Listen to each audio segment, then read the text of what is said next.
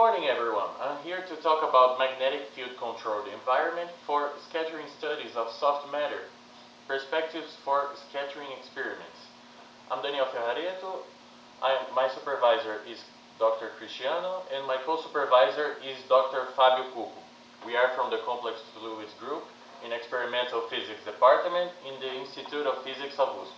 I appreciate everyone's participation to this presentation of Neutron Users Meeting of 2026. So let's get a small introduction on small angle X-ray scattering, where we first have these collimation points to concentrate the beam and produce plane and coherent waves, which will then arrive at the sample of interest, causing radiation matter phenomenon and producing spherical waves, which will then arrive at the detector producing a pattern, which we can then extract structural information from them. Then we have suns, and instead of collimation points, we have a velocity selector, which means we have a selector for the neutrons of different energies, and then it will also arrive at the sample and cause another pattern, which will have its own particularities apart from the Sachs technique. So here we have some comparison. For Sachs, it is sensitive to electron density, so the scattering contrast is defined by the difference of the electronic density of the particle, material, or the scattering subunit of interest, and the density of the solvent/buffer. It probes the structural information, which is the form and the structure factor, and it is blind to magnetism. For suns, it is sensitive to nuclear scattering, length density, as you can see here in those atoms models. It can distinguish components via isotopic substitution and can be sensitive to magnetic scattering. Here in this diagram, you can see that the attenuation is directly proportional to the scattering cross-section. Since the atomic number increases the cloud of electrons and the electrosphere grows, soon the electronic density does it too, increasing the attenuation for X-rays, but it does not strictly increase if it is for neutron scattering, which depends on the scattering length density, which we can see here in this graph and in this one, which is B. B is called the scattering length. So here we have a video in more details of the experimental apparatus operating. We have also the lab view interface with its frontal panel and its block diagram. So I will show you how it works. I know it is in Portuguese because I made the video for scientific report. So here we can see the lab view diagram control, the block diagram. So here it splits into some sections. Here I do some calculations on how I can divide the 3D space that I have discrete quantity of points to measure the three components of the magnetic field. Here is the initialization of the group of axes of the XP universal controller and the linear stage XYZ. Here I initialize the power supplies. So there's a lot going on. We don't have that much time. That's why I put the QR code in there, so you can scan and see after with more patience. So let's go on. So basically here I put the lab view to work in real time, and it shows with this light bulb being switched on how the things are working in each moment of the routine. So a lot of initializations here happening. Here is the initialization of the sinus and how it will measure the magnetic components. And here we have the core of our routine, which is 3 loops inside of each other because we have 3 dimensions. And then I basically create 3D array, and for each data in the 3D array I measure the magnetic field. I give a time to stabilize, because since you change the position of the sensor, you change also the magnetic field. So here it creates the arrays and relates the position with the magnetic components, and then we can plot those vectors in a 3D graph.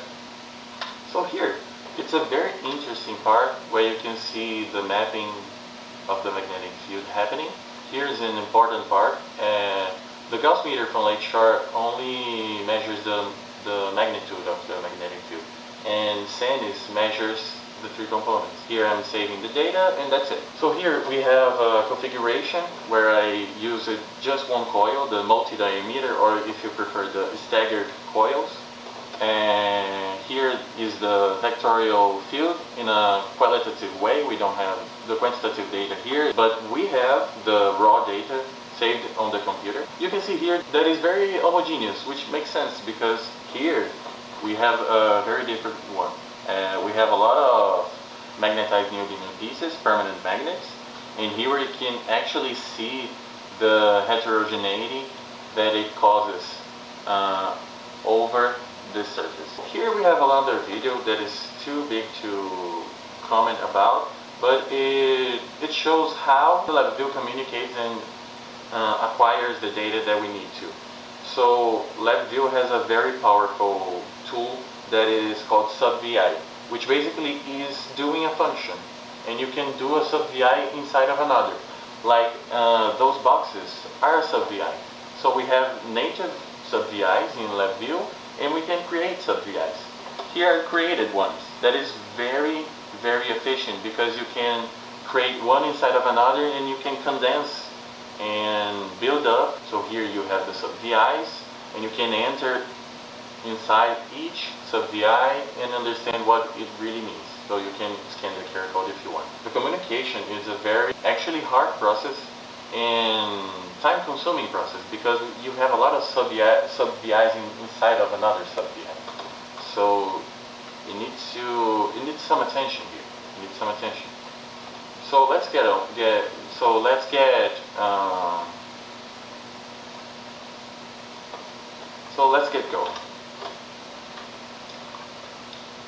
let's get going. So here is just a flow chart of what is happening in the communication and acquisition parts of LabVIEW. So this is way before, this is a development of routine that was way before the one that we have now. So this is a base, this is a very important one. We are using this flow chart and this routine inside the one that was mapping the magnetic field there. So basically it sets up a limit for the electric current and voltage, initializes the supplies, initializes the Gauss meter.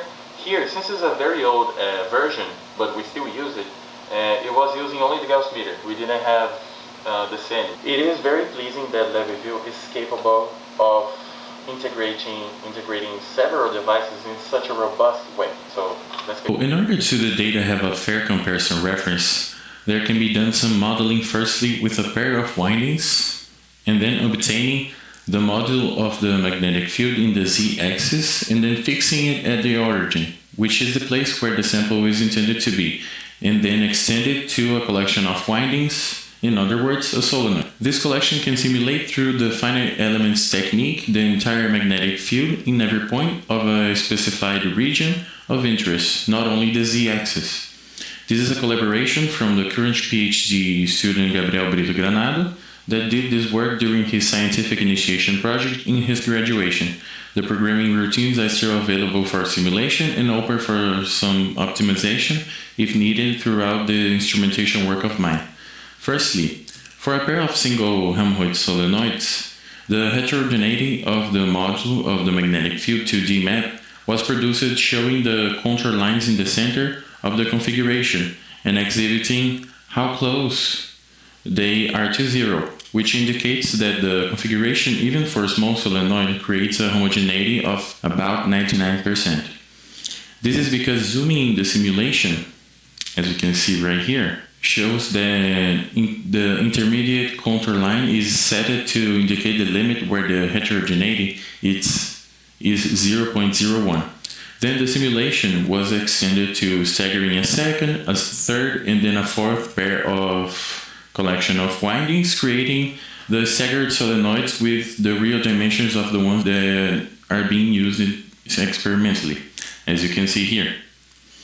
It is clear that when the rows are added, the contour lines increase, as you can see here, implying that the region of homogeneity was increased, which is compatible to the interest of the application in simultaneous ax monitoring and we want the field to have a region of homogeneity greater than the size of the sample. Also, with this size of region, which is 5 millimeters cubed, that is greater than the size of the effective measuring region of the whole sensor series, it indicates a decreasing in the uncertainty of measurement. Keep in mind that the cores were not simulated in this case yet, and the distance that we have measured and proposed during the calibration process and the optimization of the maximum module of magnetic field generated by the apparatus wasn't being simulated in this case too. Next, with the collaboration of the PhD student Gabriel and the technician Fernando, some effort was made to apply the pair of staggered coils around the sample and in the sub-equipment vacuum chamber. Here, the sample was developed to be some nanoparticles of ferrofluids that we expected to, under the external magnetic field perpendicular to the incidence of the beam, observing as a tropic pattern on the detector. Unhappily, the magnitude of the field was not sufficient to cause that effect. Part of the project is still to optimize the apparatus and integrate its control to the sex equipment. During these past years of my academic education, I took a course that mentioned how, starting from an elastic scattering hypothesis, it's possible to develop a general theory that describes X-ray, neutral, and light scattering, and mentions the sun's technique, which awakened some curiosity to whether it could be applied to this current project. Based on that, some preliminary research was done in the literature published in the last 5 years, which led to some keywords which show some connection. As a perspective, I am intrigued to find useful and robust applications of external magnetic fields to the sun's technique. I would appreciate to hear of any contributions. I dedicate some special acknowledgements to those names, which some of them were mentioned before. Finally, to the institutions, colleagues, friends, employers, technicians, collaborators, supervisors, and my family. Thank you.